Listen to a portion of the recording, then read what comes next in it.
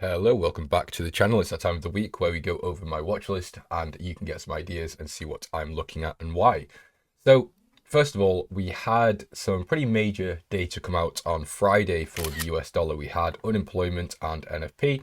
We also had wage growth, or earnings, but not too much of an impact in my opinion. We did see unemployment really push the dollar index down. This was a pretty large move on the day. So roughly a 0.3% move to the downside, recovered very quickly, however. Generally, what I expect that was off the back of NFP. I think I actually worded that sentence wrong, but anyway, doesn't matter. We're used to slightly mispronounced words and things around here. So the euro also looking a little bit interesting here. We did see the euro strengthen while the dollar weakened. Obviously, they go hand in hand in terms of strength and weak, demand and supply. So when we saw the dollar weaken, we saw the euro start to gain strength. However, again, as the dollar flipped back, we saw the euro flip back as well, rejecting this sort of resistance area through here. Similar thing with the pound index, and the yen is continuing to strengthen. So the reason the yen is doing quite well is because we're getting a rate hike in, well, this month actually. So on the 19th of December, there is a 97% expectation of a hike and a 3% expectation of a hike. So it's almost, well, it's a 100% expectation that we're going to see a hike by the Bank of Japan. So that's very supportive of the yen strength at the moment. We are also seeing a safe haven appeal on the yen, as we quite commonly do. So the yen is doing quite well. We also are under the expectation that the MOF is ready to intervene. I think the recent strength within the yen may have put that on a delay, or maybe even a slight pause temporarily. However, when we were seeing this huge decline on the yen, the MOF was going to intervene. It was essentially a fact. We knew it was going to happen. We just didn't know when. And now that talk has sort of quietened down a little bit. So I think the recent yen strength has sort of relaxed those fears. So when we go back to the dollar here, I am expecting 107 to get hit again. Although we had relatively poor unemployment, the overall labor market does still look quite supportive for the dollar. Again, we had a very strong NFP. So NFP in November came out here at 12K and it was forecast at 106K. So that was a big hit. However, you can see in this little yellow box, I actually can't hover my mouse over it. I've also just realized my camera's in the way. So let me just move myself over here for a second. So you can see here, forecast was 160K. Revision came out at 36K. So the revision came out this month on the December release. Now, what's important about the December number is the forecast was 202K. It came out at 227K, which is a big move, especially to say we had such an undershoot in November, and in October and September, we all had very poor numbers. Now, October was pretty good. So overall, I'm still quite happy with the situation of the labour market in the US. So that leads me on to what are we actually looking at this week? Well, we've got the New Zealand dollar, dollar NOK, Canadian yen, we've got Euro CAD, we've got the NAS 100, we've got dollar CAD. Now, before we actually move on to the watch list, I'm still watching the S&P, so I am in on this level.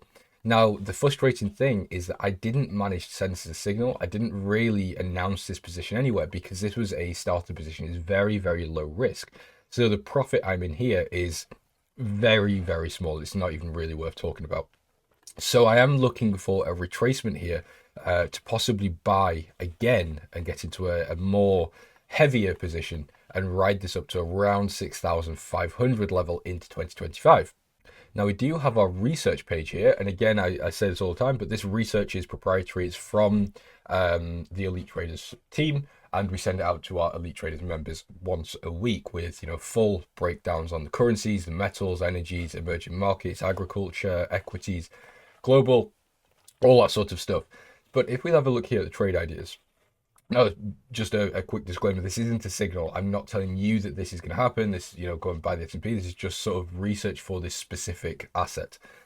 We can see US indices remain supported by strong earnings growth, particularly in the technology and consumer discretionary sectors. Resilient consumer spending and wage growth further bolster demand for equities. The Federal Reserve's dovish tilt and lower financing costs provide additional support for risk assets, making the S&P 500 a preferred investment during periods of improved improving economic outlook. So that's obviously a very brief breakdown here. That's it. We are looking to buy the S&P. So essentially, if we can get a pullback into this entry level, I'll happily add into this position, basically the same level, same stop loss, and let this one run up. So euro yen, I'm also short on this. Now this position here isn't my exact position, and the reason is because I've got dollar cost average this. So this entry level here is just the average price. The stop loss isn't actually here.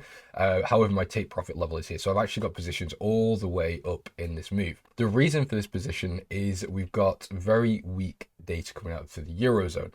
Now that leads me to look towards the ECB and say they're going to have to cut rates again and again and again until we start seeing improved data out of the Eurozone, which at the moment isn't looking too likely. So I'm continuing my bearish euro move. And as I just mentioned with the yen, I see the yen as having actually a bit more support than it previously had. So yeah, really looking back towards this previous support level where we saw euro yen bottom out. I'm looking for a third touch into this level, and that's where I'll start looking to take profits. Now this probably won't be a signal. It's just a personal trade that I currently have on, but I wanted to mention it because we're all about transparency here. Similar thing here with euro dollar. So I'm currently in short positions again, all the way up here. Now this has run against me quite heavily recently, actually. And again, you know, we had the initial downside move on the dollar, which did actually present a nice entry point. So this, I currently have an entry here. I'll pop an image up on the screen. Now, from a technical perspective, this looks very, very simple. We've got our fib. We always trade fibs around here. So we've got fib, obviously low to high. We've got our 0.618 and our 0.5 level that price is rejected quite nicely. We've got our H4 200 moving average here as well. That is still above price. So technically, we're still in a downtrend, and this is a lower high relative to the previous high up here. So I am looking potentially for a signal actually next week. Obviously, this will depend on how the market opens and how the euro dollar moves. So Monday, maybe Tuesday, if we can continue to see rejections around this level, I'll look to take a short position on sort of a swing trade here back to the previous low at 1.029. Sorry, it was around actually 1.03. I think I got my number mixed up then. For the DCA positions, I actually have a take profit set here at 1.04, and that's just to get out of the positions. This will return roughly anywhere between sort of 7 to 10%, depending on, you know, how I manage trade, if I scale in, scale out, that type of thing. But yeah, if we can see euro dollar come lower, it will be great. And again, I don't see any reason that we won't really. The Eurozone data, again, isn't very supportive for this trade, or for the euro anyway. And the dollar, I do still remain bullish, even though we have a very high likelihood of a rate cut. So if we look here on CME FedWatch tool, we currently have an 86% probability of having a 25 basis point cut. However, this is almost entirely priced in. So if we do get that rate cut, it's not going to be a shock to the market. Investors won't be surprised. So it will more than likely just lead to some sideways movement rather than having a large bearish effect on the dollar. So if we go ahead and have a look at the New Zealand dollar. Now, if you guys watch my weekly Sunday videos, you'll know I called this position last week. Now, unfortunately, the market gapped here and it didn't actually pull back to our entry. So the position was actually perfect, really. It's just that I didn't actually get to enter. So I guess it wasn't perfect, but it depends how you look at it. However, I'll take this as a win in terms of analysis. Now, the New Zealand dollar isn't exactly in a great spot. It's got weak exports, soft sentiment. We've got central bank easing. So overall, the New Zealand dollar is definitely not as weak as the euro, but it's not in a position where I'd be looking to buy. So I remain short bias or selling bias in this market. So I wouldn't want to start selling here. We are at quite a strong level of support here on the H4. The market relatively is quite oversold. So you can see here on the weekly, there's really strong support level that we're currently at. So again, it's not somewhere I'd start selling right now. However, if we can see a pullback into the same entry level that we had previously around here, I'd quite happily take a short position back into the support. Now, if we can see a runner, so for example, if we do get this short position and we see if we see price start to break below this level of support, that would be huge. That would mean that we are very likely to continue down until this next level of support down here at sort of the 0.55 8-ish level. Now this looks like a great position actually. If we can get this trade to continue to run, we could actually just trail our stops and end up catching a potentially somewhere around a 10 to 9% trade. So there you go. That's the outlook on that. Now I know that wasn't probably actually as coherent as it probably should be. I'm quite tired today, but yeah, this trade again looks pretty solid. Now, the dollar NOK, I've been talking about this one quite a lot. It's actually one of the main focuses in my video last week. Now, I did say I was going to take a short, and I did, and I closed it for a very, very small profit. So I think I took the trade somewhere around here, and I closed it somewhere around here. So it wasn't a huge move, obviously, relative to the size of the trade. So the trade idea from a technical standpoint does still look very, very good. The problem is the Norwegian krone is very dependent on oil prices. Now, oil is not exactly in a great place. So if we actually just take a very quick look at oil before we continue in this market, we can see we are breaking down quite heavily. Now we've currently in our support level. However, it's not looking very strong at the moment. So it wouldn't surprise me if we do break below and sort of continue in testing the previous or the next levels of support. So if we're expecting lower oil prices, I don't want to start selling the dollar NOK. Obviously, again, I'm still quite bullish on the dollar. So this would really be completely against my fundamental analysis. So this is more a case of just waiting until we start seeing a switch in the fundamentals for this market, and then I can start going short.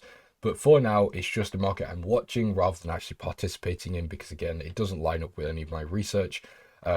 This actually does seem like more of a long position, but again, technically speaking, it just screams short to me. So I'll just stay out for now. So the CAD yen position here sounds great as well. Now let's just repeat what we just said about oil. We're expecting oil to not really perform very well into 2025. Now, what is the Canadian dollar? Well, it's heavily tied to oil prices. It's a big, big part of the Canadian economy. So if we're expecting low oil, we can also expect a lower Canadian dollar. And again, if we take another look at the yen, we've got the BOJ hikes, we've got potential intervention by the MOF, and we've got an overall stronger sentiment towards the yen. So I would love really to see another pull up into our fib level. This was also a level of resistance, and then a continuation to the downside. Now, this seems a little bit optimistic. We've already rejected this level 4, maybe 5 times if you count this sort of rejection around here as well. So whether we'll get this again, it would be fortunate, but I'm not 100% sure we will. Now, we do also have our moving averages here that are quite supportive. So if we look, we have our 200 moving average cross here. We've also got the H4 200 moving average hovering up, and our 50 moving average here. So we've got a nice space between here, nice and fanned out, indicating that our moving average is downtrending. Now, Euro CAD, very similar thing here. Although the euro is very weak at the moment, and I'm not really in favor of buying it, in this specific market, I think we do have an opportunity to actually buy the euro, and this would offset some risk. If we're short on euro yen, euro dollar, we could then look to take a long position on Euro CAD to then, yet again, offset some of that euro exposure that we have, or the euro risk that we have. And again, this will be tied mainly to the weaker oil prices driving the Canadian dollar down, potentially pushing this market up, which we are actually already seeing. We've already broken out of our level of resistance. So really, I'm looking for a pullback into this level to form the full break and retest pattern, and then we can continue up to sort of the previous highs in this area around the 1.50. Now, the NASDAQ, similar to the S&P, we've had a very, very similar setup here. We've obviously created an all-time high resistance, failed to break out for a little while, not too long, and then we have finally had that break, but we've not had the retest. So I am looking for this. We also have a very small sort of mean reversion move. Obviously, the 200 moving average is very deviated from the current price level. We also have the tech sector earnings are continuing to outperform, with cyclical rotation supporting further upside. We've got Fed easing, so lower interest rates make it easier to borrow money or cheaper to borrow money, that obviously benefiting the stock market. We've also got strong US consumer spending, and we've got a very strong seasonality for US indices towards the end of the year. It's called the Christmas run. So the S&P, the NASDAQ, the Dow Jones generally do very, very well in sort of the end of November into December, January period. Now, the dollar CAD looks very interesting as well, and this is actually the last one on the watch list. So again, we've got potential weaker Canadian dollar going into 2025. and you know, for the millionth time, I stayed bullish on the US dollar. So this one, again, looks very, very simple. So really just looking for a correction of this, you know, you can call it whatever you want, but I guess it would be an imbalance or these impulsive moves on the left right here. So I'd be looking for a correction there. We've also got this 200, sorry, we've also got our RSI here that's overbought. The uptrend seems very, very simple, very clean. Our 200 moving average is almost a straight line. So yeah, essentially looking for this pullback into this, you know, the previous impulse level, whatever you want to call it, and then a continuation to the upside. In terms of targets, we are looking really for these previous highs around here to get hit. So you can see we've got this double top. I mean, this was 2016, 2020, 4-year period, and then maybe another 4 years. So it could be a 4-year cycle. We keep reaching these sort of previous highs. Now, obviously, we are approaching the end of 2024. So maybe this 4-year cycle idea isn't going to work out. But there is potential here to reach those previous highs pretty easily if we can see a continuation of this bullish momentum, weaker oil prices, and stronger dollar. So guys, that is about it for this video, actually. If you want to follow our signals, get our research and things, you can click the link in the description. We're currently running 25% off forever for our Discord. So if you want to get access to that, click the link in the description. Like and subscribe. It helps the channel a lot. Thank you for watching and have a great rest of the week. Hope you all enjoyed your weekends as well.